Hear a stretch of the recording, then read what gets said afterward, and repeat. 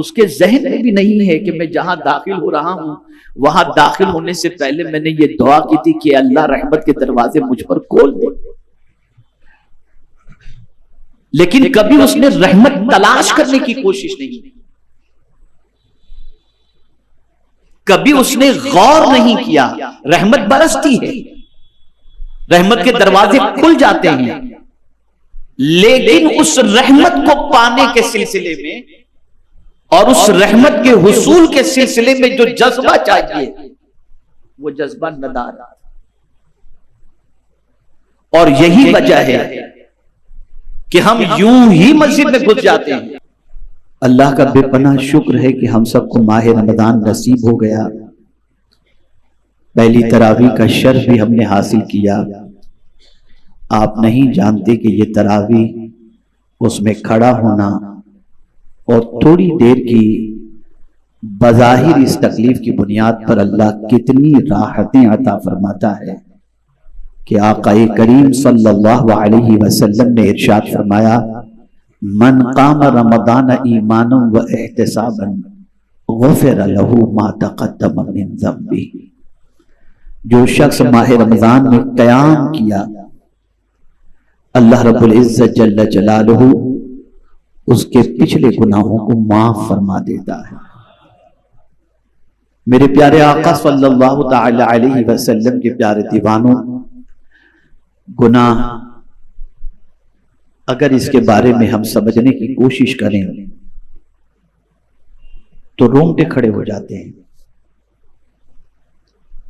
اللہ رب العزت ارشاد فرماتا ہے وَجَزَاءُ سَيِّئَةٍ سَيِّئَةٌ مِثْلُهَا. برائی کا بدلہ گناہ کا بدلہ, اور گناہ کی سزا وہ اگر دینا چاہے تو جیسا گناہ ہوگا ویسی سزا ہوگی. تو ہم میں کا کوئی شخص اپنے گناہ کی سزا برداشت کرنے کی طاقت نہیں رکھتا. میرے پیارے آقا صلی اللہ علیہ وسلم کے پیارے دیوانوں, مقدس مہینے میں ہم داخل ہو چکے. مقدس مہینہ سایہ فگن ہو چکا, اور اللہ نے کتنا کرم ہم پر فرمایا کہ اس مقدس ماہ کی برکتوں کو خوب ہم حاصل کریں. اس کے لیے پریشان کرنے والے شیطان کو بھی قید کر دیا تاکہ بندے جی بھر کر عبادت کر سکیں, ریاضت کر سکیں, اللہ کو راضی کر سکیں. خیر, رمضان المبارک سے متعلق بہت ساری فضیلتیں اور بہت ساری باتیں آپ نے سماعت فرما لی ہیں, اور آپ کی نالج میں اس کے حوالے سے کچھ معلومات ضرور ہوگی. آج ایک نئے انداز سے میں آپ کے سامنے ماہ رمضان المبارک کے پہلے عشرے کے سلسلے میں جو رحمت کا عشرہ ہے, یعنی شروع کے 10 دن و رات یہ رحمت کے ہیں. یوں تو اگر میں کہوں تو غلط نہ ہوگا کہ یہ رحمت کا سلسلہ شب برات ہی سے شروع ہو جاتا ہے, اور شب برات اللہ عز و جل گناہوں کو معاف فرما کر اپنی رحمتوں کی بارشیں نازل فرما دیتا ہے. اگر میں یہ کہوں تو غلط نہ ہوگا کہ بظاہر انسان یہ تصور کرتا ہے صبح صادق سے لے کر غروب آفتاب تک کھانے پینے, عمل زوجیت سے رکنا, یار یہ مشقت والی بات نہیں, یہ تکلیف والی بات نہیں. تو میں آپ کو بتاؤں, بظاہر نظر آنے والی اور پیش آنے والی اس تھوڑی تکلیف کے بعد کی راحت کو اگر دیکھیں تو میں صرف ایک مثال کے ذریعے آپ کو سمجھا دوں. ہم گندے ہیں, گناہوں سے ہمارا دامن آلودہ ہے, سر کے بالوں سے لے کر پیر کے ناخن تک ہم گناہوں کی گندگی میں ڈوبے ہوئے ہیں. اللہ ہمیں پاک کرنا چاہتا ہے, اور یہ صرف مثال سمجھنے سمجھانے کے لیے ہے. ایک بچہ جب گندا ہو جاتا ہے اور گندگی سے آلودہ ہو جاتا ہے تو ماں جب اپنے بچے کو صاف کرتی ہے تو بچہ چیختا ہے, بچہ چلاتا ہے. لیکن جب وہ صاف ستھرا ہو جاتا ہے پھر اس کے بعد وہ اس طرح سے سوتا ہے کہ جیسے گہری نیند وہ سو رہا ہو، اور اس کے بعد اسے سکون کی نیند آتی ہے۔ گندگی میں سکون کی نیند بھی نہیں آتی، گندگی میں اسے راحت بھی نہیں ہوتی، گندگی میں وہ روتا بھی رہتا ہے۔ لیکن جب ماں اس کو اچھی طریقے سے دھلا دیتی ہے، صاف کر دیتی ہے، اچھے کپڑے پہنا دیتی ہے، پاؤڈر لگا دیتی ہے، خوشبو لگا دیتی ہے، بدبو اس کے بدن سے نہیں آتی، پھر اس کی پوزیشن ایسی ہوتی ہے، ایسی گہری نیند وہ سو جاتا ہے کہ جیسے کوئی سکون سے سویا ہوا ہو۔ بس یہ 1 مہینے کی ہماری صفائی کا پروسیجر ہے، اور اس سے ہمارے گناہ اس طریقے سے انشاءاللہ صاف ہو جائیں گے کہ اس کے بعد اگر ہم نے اپنے دامن کو گناہوں سے آلودہ نہ کیا اور ایمان پر ہمارا خاتمہ ہوا تو انشاءاللہ العظیم قبر کے اندر اس طرح سے سوئیں گے کہ اعلی حضرت عظیم البرکت امام عشق و محبت کے شعر کی روشنی میں سوتے ہیں ان کے سائے میں کوئی ہمیں جگائے کیوں۔ یوں تو آپ بقید حیات بھی اگر مدینہ منورہ چلے جائیں تو اتنی سکون کی نیند آتی ہے، اللہ اکبر۔ میں اگر یہ کہوں تو غلط نہ ہوگا کہ یقین مانیں کہ جتنی سکون کی نیند مدینے میں آتی ہے اتنی سکون کی نیند دنیا میں کہیں نہیں آتی۔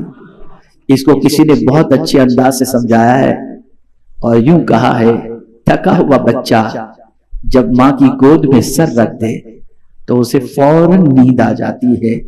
ایک پریشان حال امتی جب مدینے پہنچ جاتا ہے تو حضور کی رحمت کی گود میں گویا کہ اس نے سر رکھ دیا ہے اور اللہ اسے سکون کی نیند عطا فرما دیتا ہے۔ خیر، اب آئیے سمجھتے ہیں۔ میں آج چاہوں گا کہ بالکل ہوش و حواس کے ساتھ، پورے شعور کے ساتھ، پوری بیداری کے ساتھ آج گفتگو کو سنیں، چونکہ رات کا کافی حصہ گزر چکا ہے اور مجھے اس وقت ایک بھی شاید ایسا نظر نہیں آ رہا جو چھپکی لے رہا ہو۔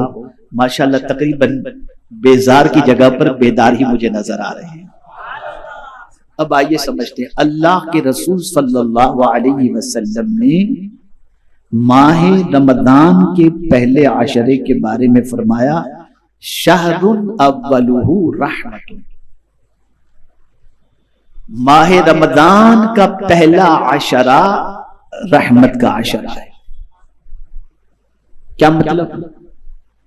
مطلب یہ ہے کہ اس ماہ مبارک کے پہلے عشرے میں اللہ کی رحمت کی موسلادھار بارش ہوتی ہے، رحمت کے دروازے کھول دیے جاتے ہیں۔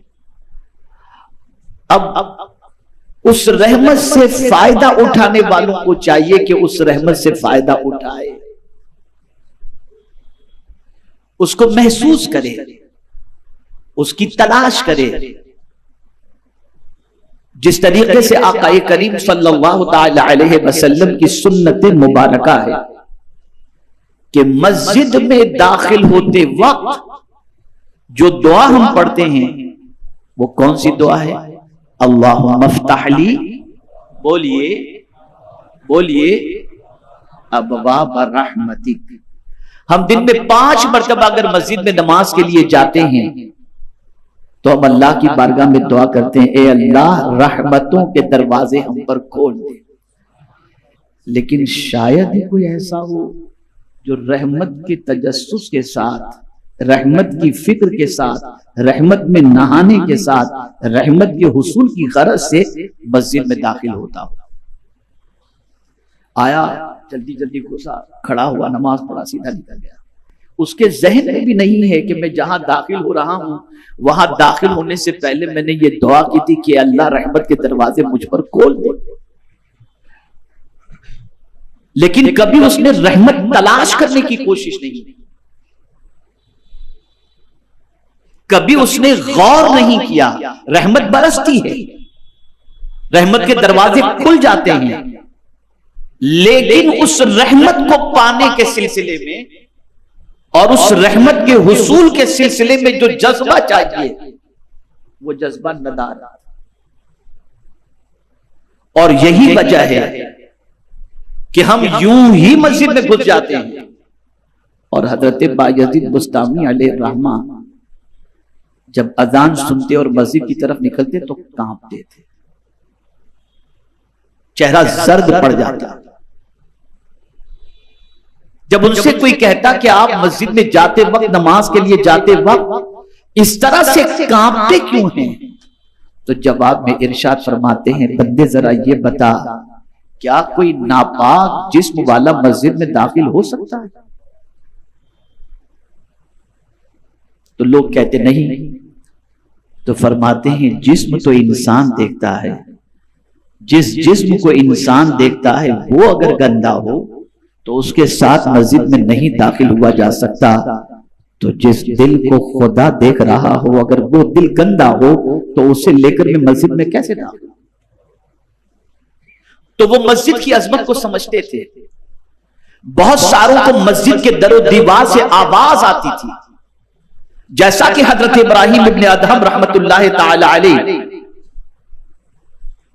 عبادت کر کے رات کے وقت جب تھوڑی سی تھکان سی محسوس ہوئی تو مسجد کی دیوار سے انہوں نے ٹیک لگا کر مسجد میں پیر کو دراز کر دیے، لمبے کر دیے، تو آواز آتی ہے، اے ابراہیم، کیا بادشاہ کے دربار میں ایسے ہی بیٹھا جاتا ہے؟ تو حضرت ابراہیم ابن ادہم علیہ الرحمن نے اپنے پیر سمیٹے اور قیامت تک، یعنی جب تک کہ آپ زندہ رہے، جب تک آپ زندہ رہے، زندگی کی آخری سانس تک آپ نے اپنے پیر کبھی مسجد میں دراز نہیں۔ ہم تو آئے بے خوف و خطر، کوئی ٹینشن نہیں، یوں کھڑے ہوئے، یوں ہنسی مذاق، یوں بس چل دیے۔ تو جس طریقے سے مسجد میں داخل ہوتے وقت ہم دعا کرتے ہیں، اے اللہ ہم پر رحمتوں کے دروازے کھول دے، اور رحمت کی تلاش نہیں کرتے، رحمت کی جستجو نہیں ہوتی، رحمت کو پانے کی فکر نہیں ہوتی، رحمت کی طرف توجہ نہیں ہوتی، اور یوں ہی آتے ہیں، نماز پڑھتے ہیں، چلے جاتے ہیں، یہ اللہ کا کرم ہے کہ ثواب سے مالا مال تو کر دیتا ہے، لیکن جو اس کی رحمتیں نچھاور ہو رہی ہوتی ہیں ان سے ہم کما حقہ فیضیاب نہیں ہو پاتے۔ میرے پیارے آقا صلی اللہ تعالیٰ علیہ وسلم کے پیارے دیوانوں، امید ہے آپ کو بیان پسند آیا ہوگا، تو ویڈیو کو لائک کریں اور اپنے دوستوں میں، رشتہ داروں میں شیئر ضرور کریں تاکہ ان کے عمل میں اضافہ ہو سکے اور ثواب دار حاصل کر سکے۔ اور اگر آپ نے ابھی تک ہمارے چینل کو سبسکرائب نہیں کیا تو چینل کو سبسکرائب کر لیں اور آل کے بٹن پر کلک کر دیں، اور ہمیں کمنٹ کر کے ضرور بتائیں آپ کی ویڈیو کیسا لگا۔ تو ملتے ہیں اگلی ویڈیو میں۔ السلام علیکم ورحمۃ اللہ وبرکاتہ۔